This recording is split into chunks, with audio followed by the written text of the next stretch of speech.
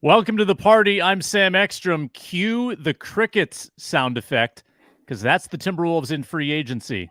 We'll discuss that and what their moves might be going forward on the Minnesota basketball party. This is Locked On Sports Minnesota podcast. It's endless Minnesota Timberwolves talk with the diverse voices of your local experts. It's time for the Minnesota basketball party on the Locked On Podcast Network. Your team every day. It's Wolves Talk every Wednesday on the Minnesota basketball party, part of Locked On Sports Minnesota, part of the Locked On Podcast Network, your team every day. Thanks a lot for joining us as you do every week. I'm Sam Ekstrom, and you'll meet the rest of the crew in just a moment on our opening tip. And today we've got plenty to get into. We're in the heat of NBA free agency, a lot of big moves being made, a lot of big money being thrown around. The Timberwolves, they're just chilling, hampered by the second apron and the salary cap. Slo-Mo, Kyle Anderson is gone. Monte Morris is gone. Jordan McLaughlin, we don't know yet, but the free agents are leaving and they are not being signed as of yet by the Timberwolves. We'll talk about what their next moves might be. There is one significant rumor hovering. Lauri Markkanen of the Jazz connected to the Timberwolves. Is it feasible whatsoever? We'll discuss that and whether we fear the Western Conference bolstering some of these teams with the recent signings, all of that on today's Minnesota basketball party, which is brought to you by Game Time. Download the Game Time app, create an account, and use code LOCKEDONNBA for $20 off your first purchase. Terms apply. Let's meet our panel of experts, and it is a full roster today, with our opening tip. I'm Ben Beacon, host of the Locked On Wolves podcast, and today we'll talk a little bit. I'll give a couple names that I like for the Wolves to potentially fill out the roster with on vet minimums. I'm Jack Borman, former editor-in-chief at Canis Hoopus, co-host of the Locked On Wolves postcast with my man Luke Inman. I'm not going to talk about our guy Sam missing the dark gray shirt memo. I will instead be talking about why the Wolves may have to reimagine the new role or the role that now Warriors forward Kyle Anderson leaves behind. My name is Ron Johnson. I'm the leader of the dark gray shirt crew. Former Gophers wide receiver, NFL wide receiver, Gophers Hall of Famer. I'm home in Detroit where it all started. Right here on this driveway is where Glenn Mason first slipped and fell. And I knew this is where I was like, if this guy slipped and fell in my driveway and he still came to my house, I got to go to Minnesota. But I want to talk about why next season I might be wearing a Klay Thompson jersey to some of these games. Oh, I don't know how you follow that up, but I'm Reggie Wilson, sports director at Care 11, and the Rooks are getting introduced today with the Timberwolves. I'll be there at the press conference, and considering some of these moves, they may just get more run than maybe we think. Or the lack thereof of moves. The Wolves have brought in two rookies, Rob Dillingham, Terrence Shannon Jr. They've lost two vets, Kyle Anderson and Monte Morris. That so far is basically the exchange made. That's how the roster has changed since the draft and free agency began. Kyle Anderson was probably the most coveted item, I would say, of the internal options for the Wolves. He takes $9 million per year over 3 years to join the Warriors. Timberwolves really couldn't afford that. It makes sense why he would leave. So Kyle Anderson is gone. Monte Morris, who didn't seem to be a great fit after being traded for mid-season, he has gone to Phoenix, and this one stings a little bit. The report is that he took the minimum to play in Phoenix instead of coming back to Minnesota. Maybe he didn't want to play behind Rob Dillingham. But Ben Beacon, what is the disappointment level? What should the fans think about the departures of Slo-Mo and Monte Morris? Yeah, unfortunately, the Slo-Mo one, the writing was kind of on the wall. And I know we talked about on this show a few weeks ago the possibility of him coming back, and would the Wolves, pay some penalties to bring him back, go further above that second apron, because you can do that to re-sign your own free agents. And we thought maybe there was a chance. There was a report earlier this week, I forget where, that the Wolves and Kyle Anderson were a little bit far apart. I'm sure the Wolves were hoping he would be willing to come back for probably roughly half of what he's getting paid with Golden State. But instead, he gets a deal that's right in line with what he was making the last 2 years with the Wolves. So good for Kyle Anderson to get that dollar figure. And it's not a surprise that somebody else is willing to pay him that. So I always was kind of dubious that he'd be back. The Monte Morris one, I think the way you put it, it stings. I think that's correct. I think that's the right word to use. It always would have been a luxury to bring him back. As I shouldn't say always. As soon as they traded for Rob Dillingham on draft night, it would have been a luxury to have somebody Monte Morris's caliber, because Morris is a backup point guard, one of the best backup point guards in this league. He's not a third point guard. And I'm sure the Wolves gave him a pitch like, hey, if you're going to sign for the minimum, look, we'll need you early this year before Dillingham's ready. We might need you in the playoffs if Dillingham's not ready to play in the playoffs. But there's a lot of time in between there where he's probably looking at this going, how many minutes would I actually get here? They didn't play me. They occasionally played Jordan McLaughlin over me at the end of last season. Like, are they really going to? And of course, he was still coming back from the injury, the quad injury he suffered in Detroit last fall. So he was never 100% with Minnesota. But like, I get it from Monte Morris's perspective. Now he gets a role for a team that needed a point guard. Mm-hmm. He's going to get more minutes on a regular basis than he get in Minnesota. It's just tough because I assumed he'd get more than the minimum somewhere, and who knows? Maybe a non-contender offered him more than the minimum, but he did that the last couple of years in Washington and Detroit, and obviously wanted to get back on a good team. It also hurts that it's a West contender that the Wolves are going to be facing, the next couple of years, jockeying for position in the West. So the Morris one stings a little more for me, just because the Wolves could have afforded that. Kyle Anderson, they need to fill that role. We need to rethink that, as Jack alluded to in the open, what that looks like next year. But it's not a shock that Kyle Anderson ended up somewhere else. And Jack, why don't you tell us, pay off the tease, how will the Wolves, or how should they reimagine the Slo-Mo role? Yeah, I think when you think about Kyle Anderson, the two things that immediately come to mind are his defensive versatility and his playmaking. And when you look at the other guys that are on the roster, namely Josh Minott and Leonard Miller, as the two guys that would project to fill most of those minutes internally, you're really going to only be able to choose two of the four between those two things, and then shooting and athleticism. So the thing there is, you could replace what Slo-Mo did internally, but you're not going to have much of the shooting, and you're not going to have much of the playmaking at all. And the problem is that, while you'd think that Josh Minott and Leonard Miller would project to be really, versatile defenders with how athletic they are, their defensive awareness just isn't, I think, where the Wolves would hope that it would be at this stage of the game. And so, maybe you hope that those two guys can replace, or I guess add more offensive talent to the Wolves rotation from Slo-Mo's role, and then maybe you go after more of a defensive replacement as a 3 or 4 in free agency that you could kind of plug in lineups that need a little bit more defense in that capacity. So I think it's just going to come down to what the Timberwolves front office wants to, I guess, value more between, the defensive versatility, the playmaking, the shooting, athleticism. So, and that's the same goes for guys that are on the free agent market, guys that would project to be minimum deals. And we can kind of get in a little bit later to who some of those guys may be. But it's just going to be, kind of a pivot move here from the Wolves in terms of reimagining what that role might look like.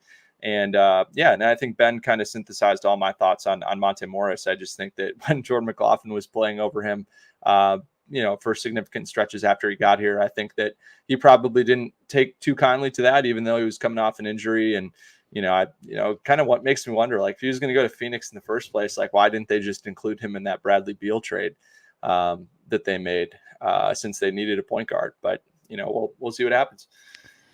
Yeah, and by him not returning could mean that Jordan McLaughlin's more likely to return.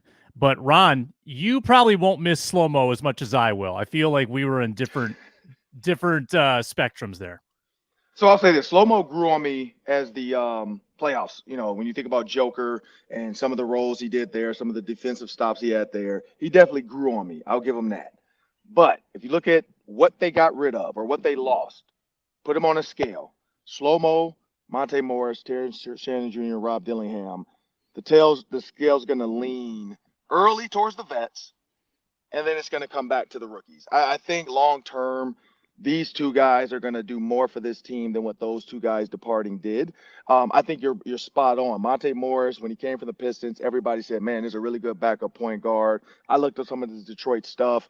I talked to some people who are in Detroit. Javen Hunter, who's been on our show, one of my former teammates, his son is Jaden Ivey, who plays for the Pistons. So I asked him about him.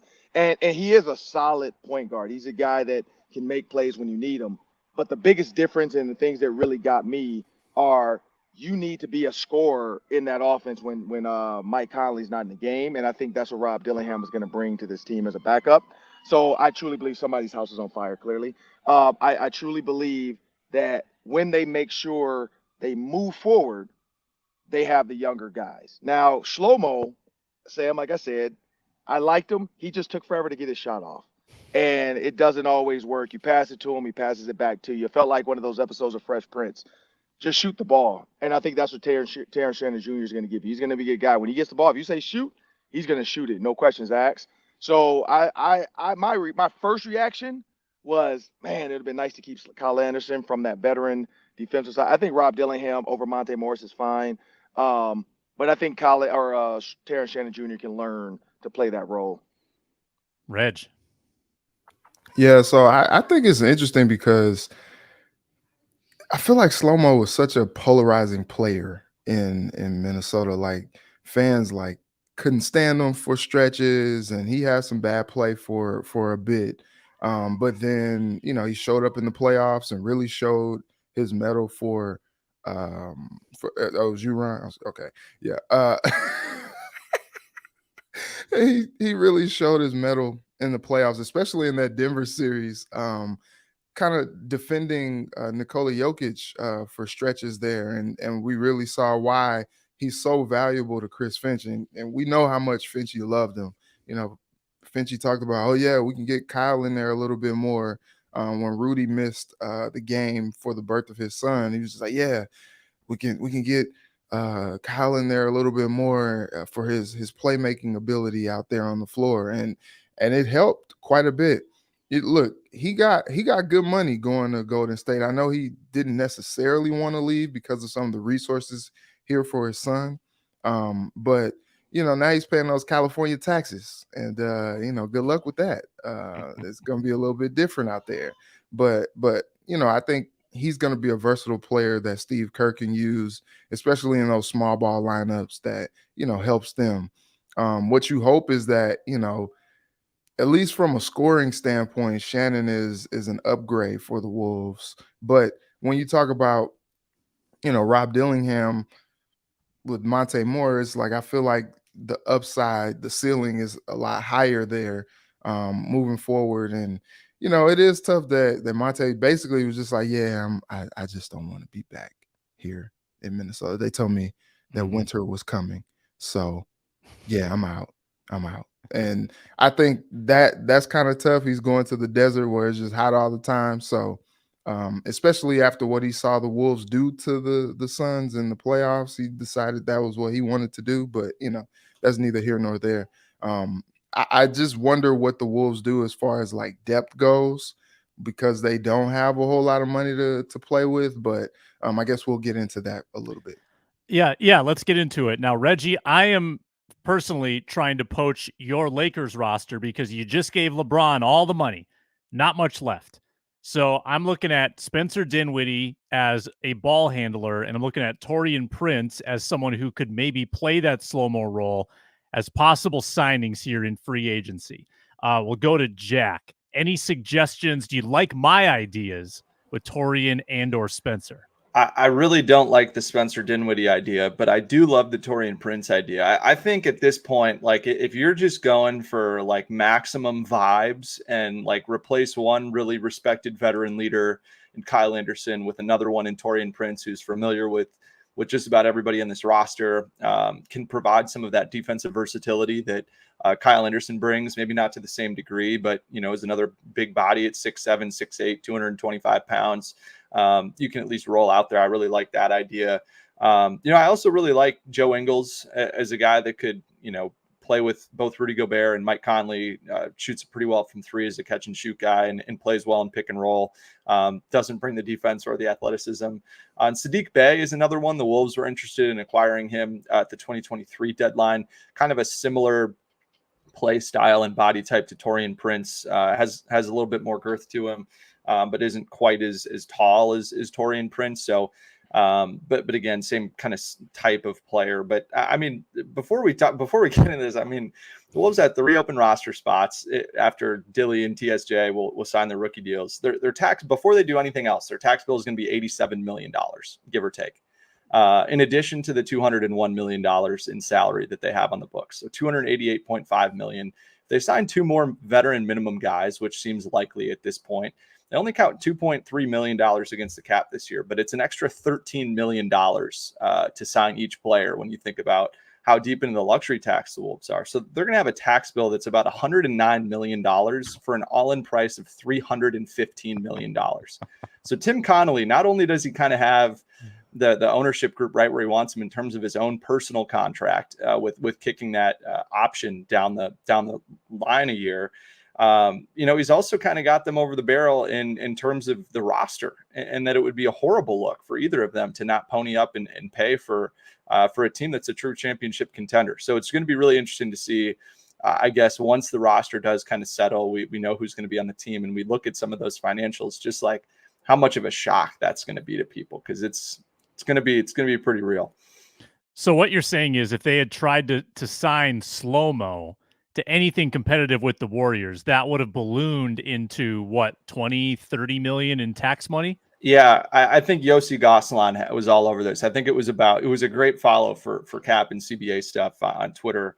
I believe it would have costed the Wolves about $30 million in luxury tax and just general salary numbers. So it's just a tough, you would have been looking at a tax bill probably like 125, 130 million in that case before you talk about the $210 million salary that would bring. So it'd be a tough sell.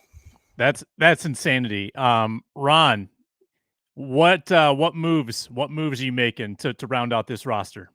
So I don't know if you guys have watched Doctor Who on Disney Plus. It's not as good as I thought it was going to be, but it's one of those shows like once you start it, you're like, screw it, I got to get through this now. And dude has a time machine. I would jump in the time machine and go tell Klay Thompson, don't go to Dallas, like come to Minnesota. That's what I would do first. But I don't have a British black friend that has a time machine. So when you look at some of the guys out there, so Joe Ingles, we know he played with Mike Conley and Rudy Gobert before in Utah. He is going to be 37 years old, but he can shoot the rock. Now, he's old, but he can still move faster than Slo-Mo. And I'm speaking strictly replacing Slo-Mo. That's one option. I do like the Taurean Prince, but I kind of lean with Jack. That's more of a vibes, like been here. You know what you're going to get out of him. Jay Crowder. If you're looking for somebody that's willing to fight and be a bully and help your guys out and get rebounds, you got him and Marcus Morris that are out there. Mm-hmm. That's it. I'm not going to throw too many names out there. I'm going for bully ball if I can't get one of those guys, because again, when you look at Joker, a guy like Jay Crowder and Marcus Morris are willing to punch him. We know that. And so you have, and I'm not physically saying punching people. I'm not for violence. But I'm saying you do have to like give him a shot in the ribs. You do have to agitate him a little bit to where he gets out of his game.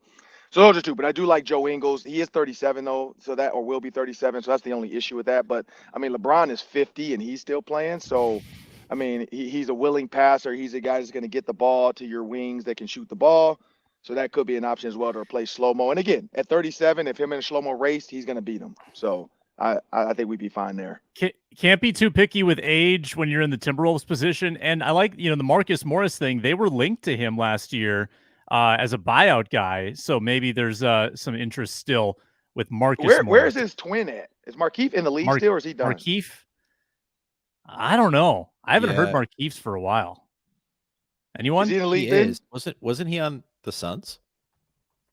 Markieff Morris. Looks like he's still active. Oh, he was Dallas. most recently with Dallas. Okay. I was going to say, because if you get Marcus Morris, maybe Markieff just shows up and hangs out and, maybe throw him a bone, make him the 12th man. I don't know. It could be like that movie, The Prestige, where the two brothers are like the one person, so they could like alternate. They could give each other, load management. Or Reggie, like Giannis and Thanasis. I mean, it could be like that. There you go. Reggie, what do you got? So I'm still kind of sticking with what I said last week, especially, when you think about replacing Slo-Mo. Defensively, definitely not going to give you the same thing, but I'm still behind making a run at Gordon Hayward. I think he could, provide a little bit of a scoring punch and just kind of fill out the roster. Now his wife might be mad because he may not play much still, And I know that was the problem when he was in OKC. Like, hey man, like I could still get some meaningful minutes here, but he just didn't crack that rotation. But I think he could be a guy that Finchie could rely on to, come off the bench, get you 9-10 minutes at least, and just kind of get out there and get a few buckets and kind of stabilize some things offensively. But I'm not mad at the Taurean Prince idea either.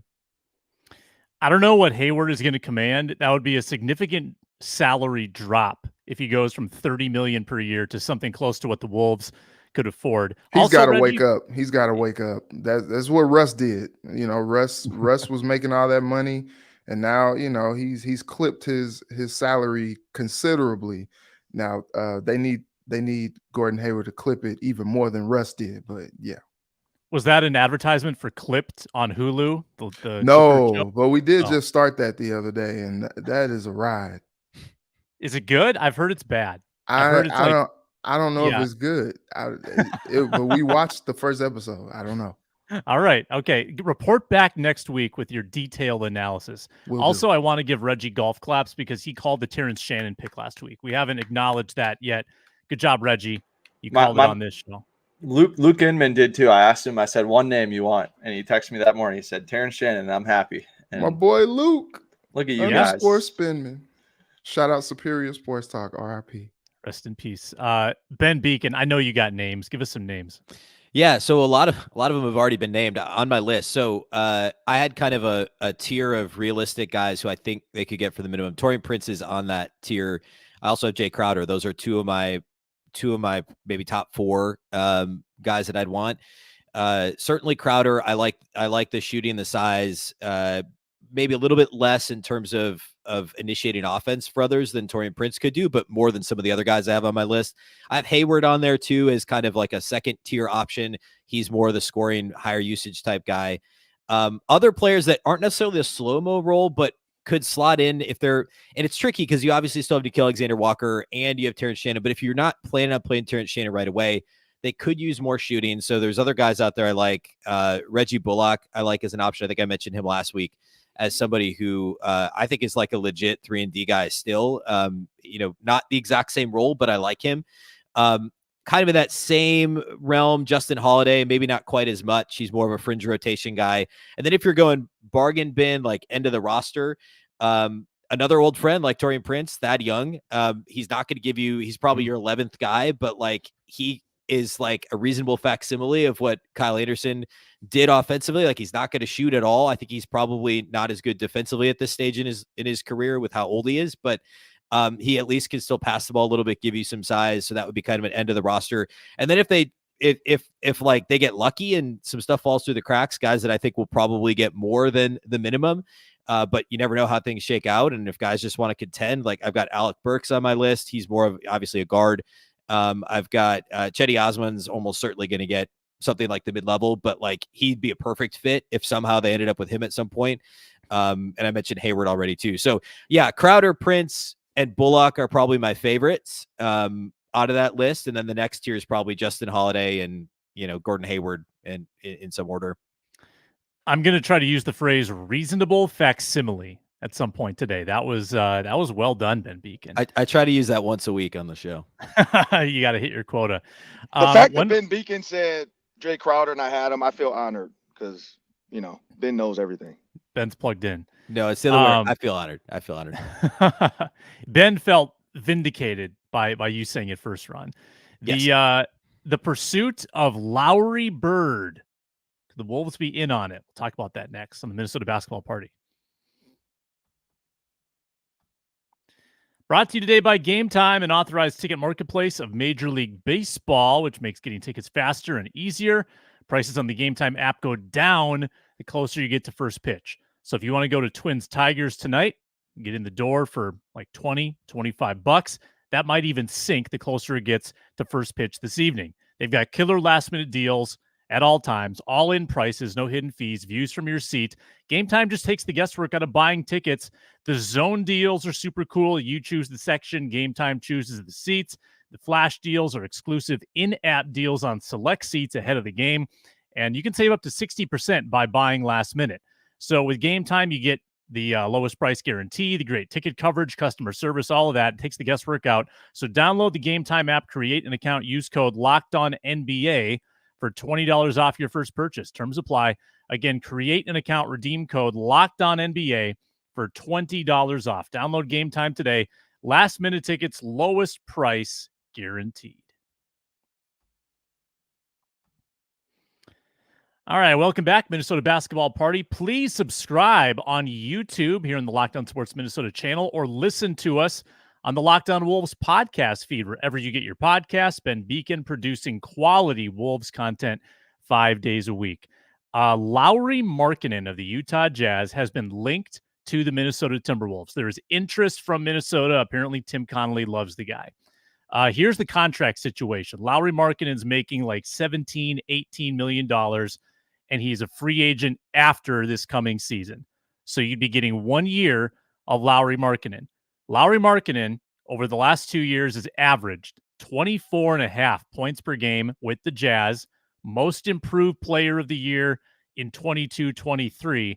And last year, he was almost a 50-40-90 guy. He shot 48% from the field, 40% from three, 90% free throw percentage. He's only 27 years old. So Ron Johnson, is that a guy that you would want to shake things up and trade for just to get 1 year of him to add to this team? What do you think?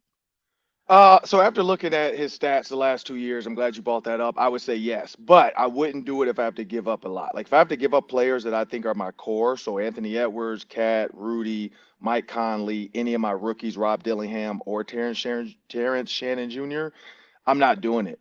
And Naz Reid. Like those 8, I'm not letting go. So What about Jaden? What about Jaden? Oh, Because that's the guy I think you would do it for. I know, and that's the tough one for me. Like I love Jaden McDaniels. Like I love like his scrappiness, like some of the stuff that happened in games. I think he was part of like the steal and dunk fight that broke out. Like I don't know. Like that's tough. But I would say for a 7-foot power forward, who can shoot. I mean, he's almost 40% from three. He's increased the last 2 seasons. His field goal percentage is almost 50%. He's a 7-footer that can play the power forward, that can come in and when Cat fouls 4 people for no reason.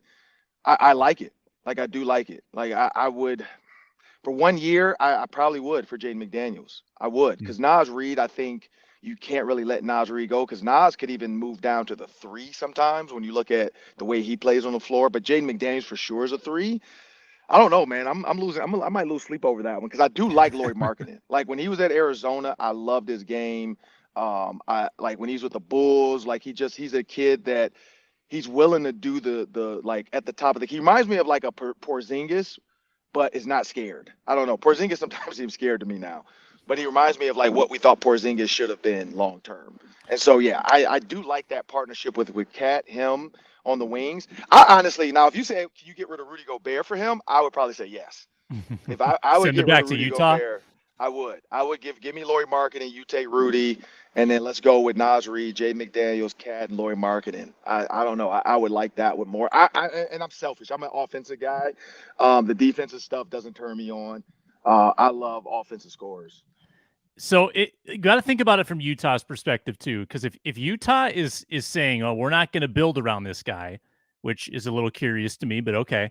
If they're not going to build around him, then they want either picks or future assets. So like the salary makes sense with Naz, but also you're getting probably 1 year of Naz because he's gonna hit free agency potentially after this year. So you'd have to look at Jaden. Jaden you get 5 years of. And for the Wolves, if you exchange Jaden for Lauri, you do have some tax relief in future seasons, right? Because Jack told us the numbers, $100 million into the tax. If you only have 1 year of Lauri and then you give up those extra 4 years of Jaden, you do give yourself a little financial relief in the future. That's one way to look at it. Not saying I endorse it. Reggie, what do you got? It's just really hard for me to see how this works. Like it's really hard for me to see how it works, especially with Connolly saying what he said last week at his presser after the draft. Like, yeah, like we want to keep this core intact. Okay, well, if you do that, then obviously they can't trade anybody meaningful. There are not enough picks to do that. And how does it even work financially? But then when you think about, okay, maybe do you give up Cat? Do you give up Jaden? Do you give up Nas? Do you?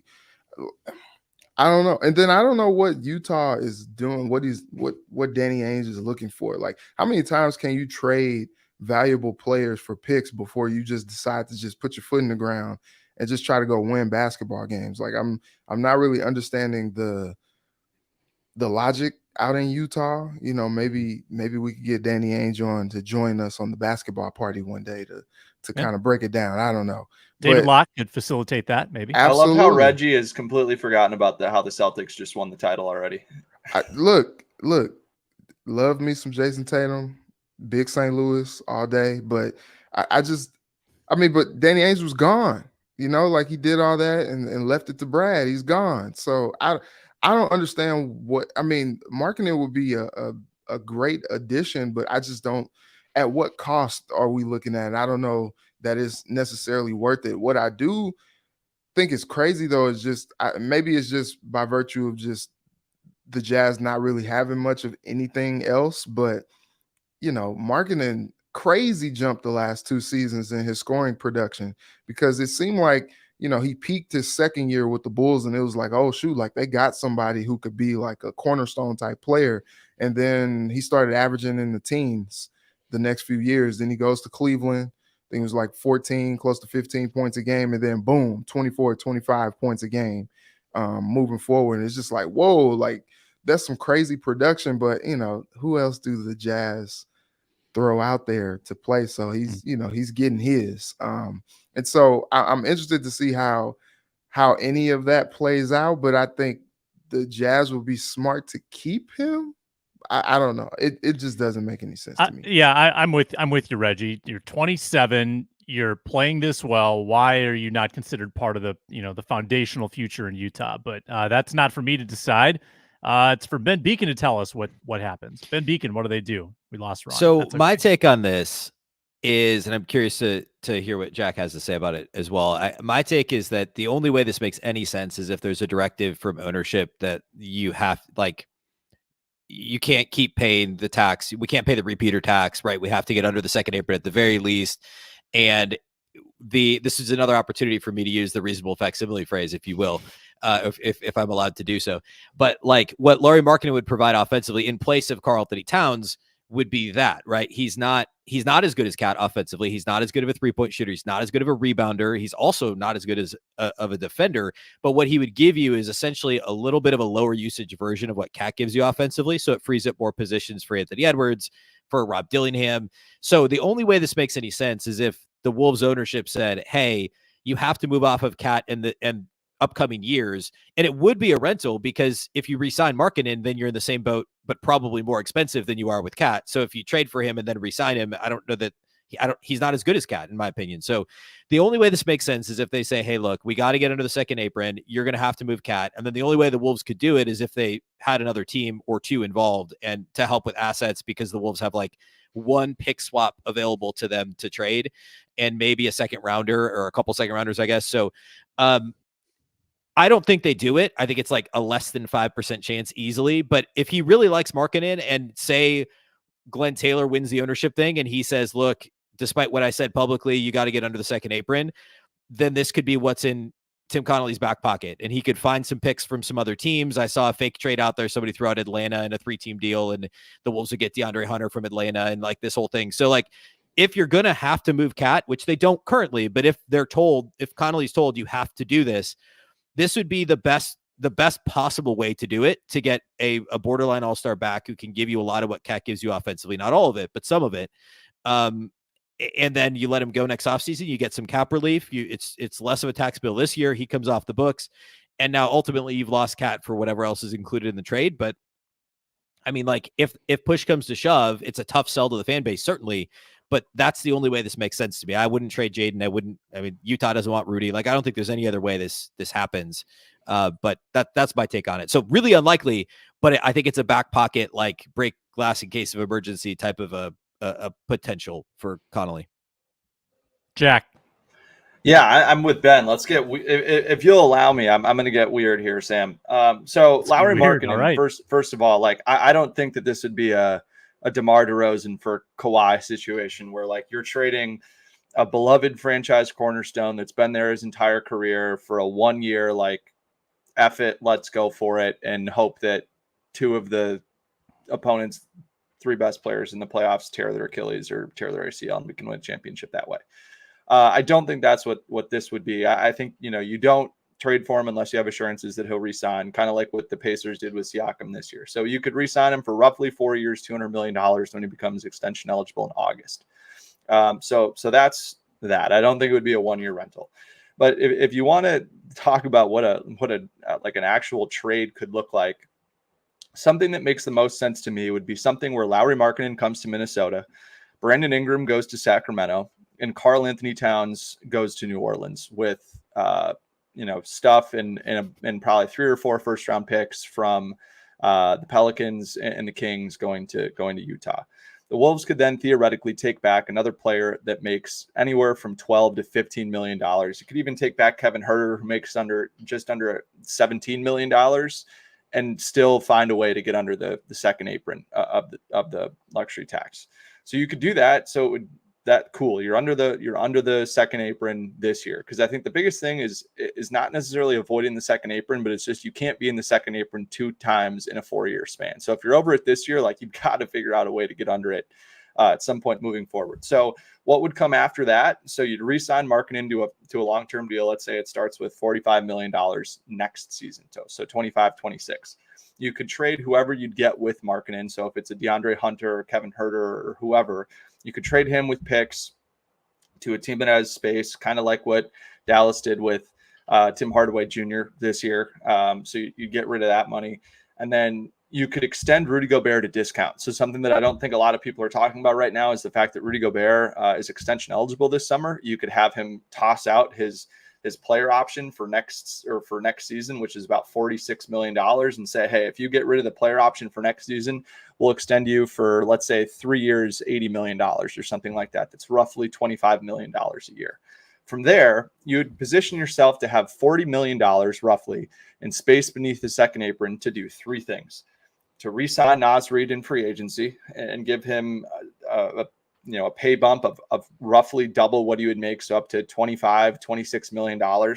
And then you'd have to fill 3 more roster spots after that with roughly anywhere from $10 to $15 million underneath the second apron, which you theoretically could do if it was a second round pick, if it was a guy that had 0 or 1 year of experience, you signed into a minimum deal, kind of like what the Wolves did with Luka Garza, so something like that.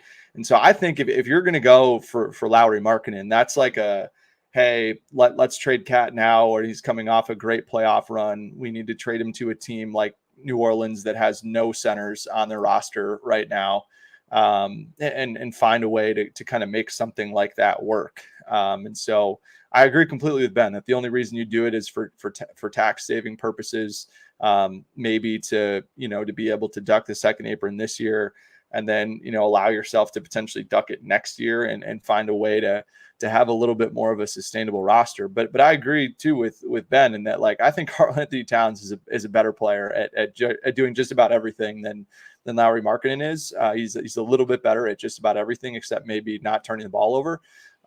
So it would certainly be tough to lose. And I think that there could be a tough sell for sure, considering how well Karl played in the first and second rounds. Like, I think it's like, there's no way they beat the Nuggets without Karl Anthony Towns and everything he did in that series. So, it's definitely more of just like, if you want to get weird, let's try it. But I'm completely aligned with everybody in that I would be really surprised if they decided to shake this up before giving it another run at it with even more firepower and Rob Dillingham and Terrence Shannon Jr. It's true sicko behavior from Jack Borman. That was unbelievably complex and compelling. I would and like somewhat to realistic, I think, of terms now of like, explain it's it to work. me like I'm 5. No, we don't the have Kings time. get a guy in the wing, Pelicans get a center, Wolves save some money, Utah continues to get young guys. So it's like the episode it's like the movie Weird Science. I got to start watching movies, I guess. Jackson's in there taking magazines, hooking up electrodes to it, and saying, "Come alive." Hey, get weird. I'm here for it. Ron is the movie reference king, Jack. I don't know if you've noticed that. When we return, who's the beast of the West that's going to threaten the Wolves next season the most? We'll talk about that when we return on the Minnesota Basketball Party after this very quick pause.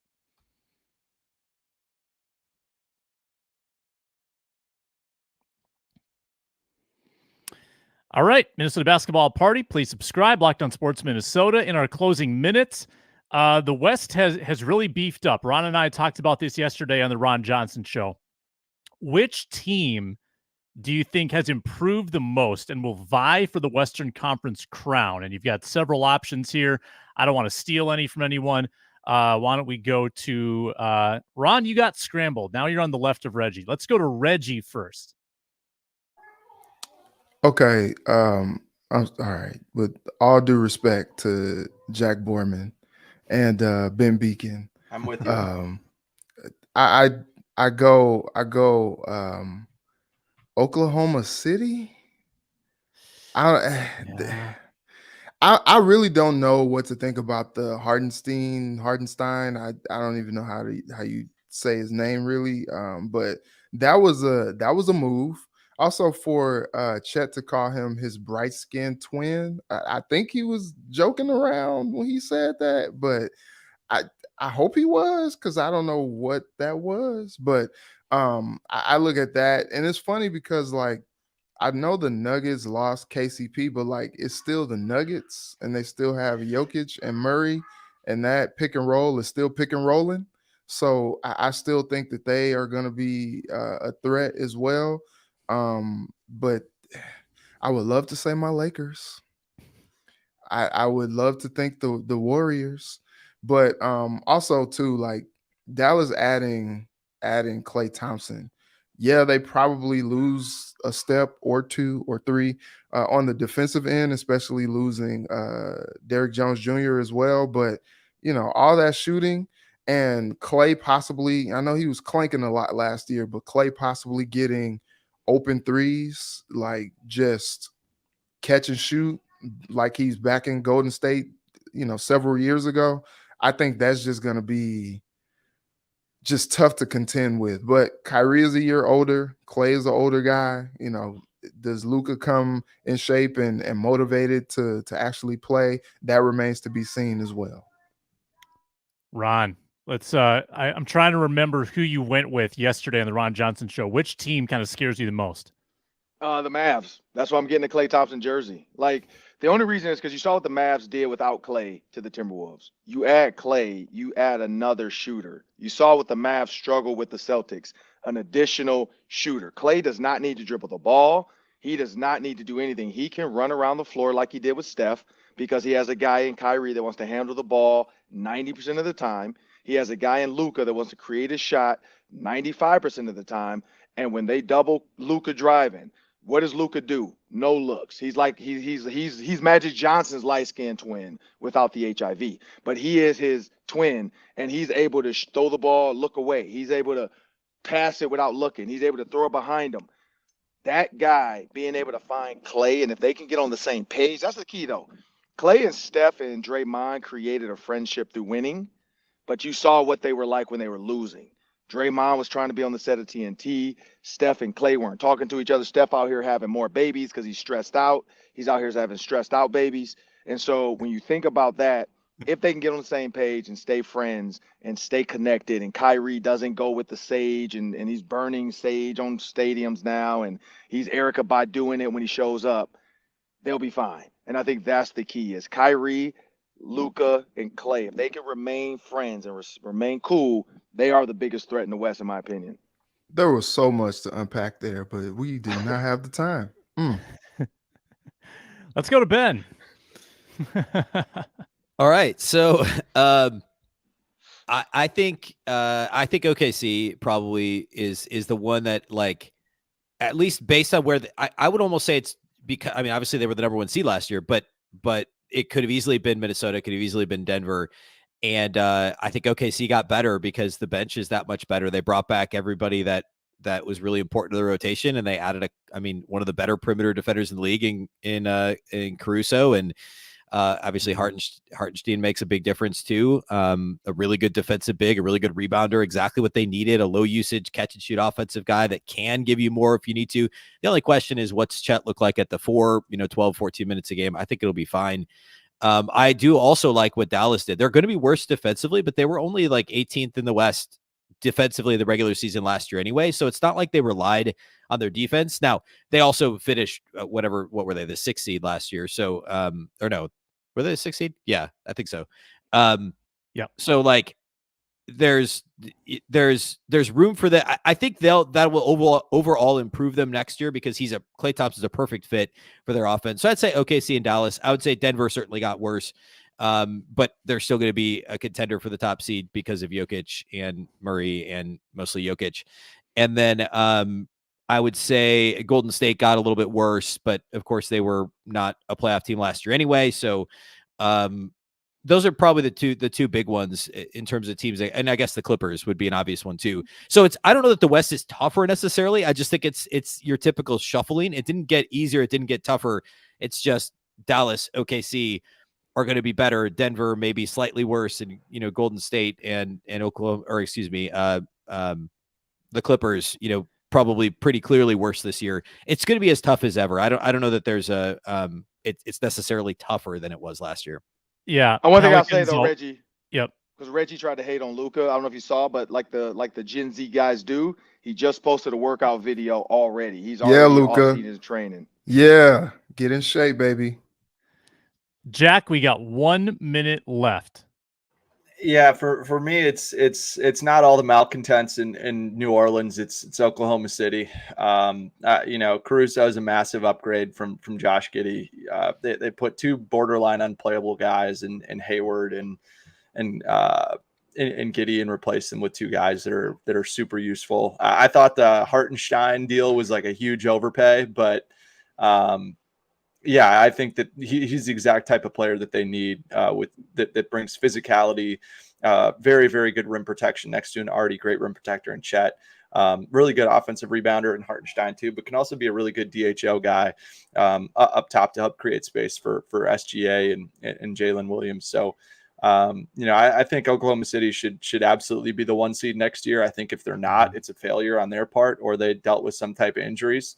I think that they kind of had a similar problem to the Wolves in that like they don't really have a whole lot of bench, like one key guy off the bench that like you can trust to go get you 15 points a game or something like that. I think that would probably be their biggest weakness, but they got a bunch of rock solid guys off the bench and they re-signed a couple of them this offseason, the long-term deals, which was good business for Presti. So I think it's got to be Oklahoma City. And frankly, there's not really anybody else in the West besides them and maybe Dallas that really scares me or would have me concerned in a playoff series. Jack, are you stuff. okay? Having to admit that the What? Thunder are legit. Wow. Does Jack test him for a concussion? He's in the protocol. Covered a lot of ground today. That's Jack Borman, Ben Beacon, Locked on Wolves, Ron Johnson Show, Reggie Wilson, Care 11.